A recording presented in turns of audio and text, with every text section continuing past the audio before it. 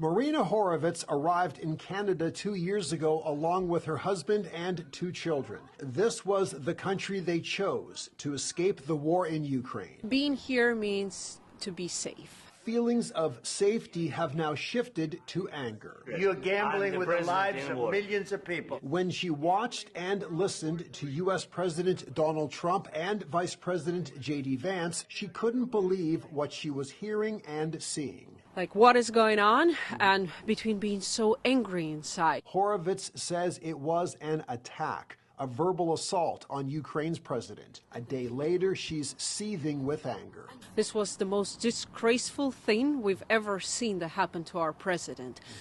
Volodymyr Zelensky is carrying the entire country on his shoulders for the last 3 years of war. Can you imagine the conditions of that person? Katerina Kozakar also fled the war in Ukraine in 2023 with her mother and son. Kozakar hopes Friday's tense Oval Office exchange will serve as a reminder that the deadliest conflict in Europe since the Second World War was started when her country was invaded by Russia. She says the U.S. president asking Volodymyr Zelensky to make concessions is unacceptable. You need to understand the true picture, what's really going on in my country, and who is the real aggressor. There are also concerns about what happens next. 2 leaders clashing over differing views. Where does that lead when it comes to ending the 3-year war? And could even more people flee Ukraine? This will cause further instability and migration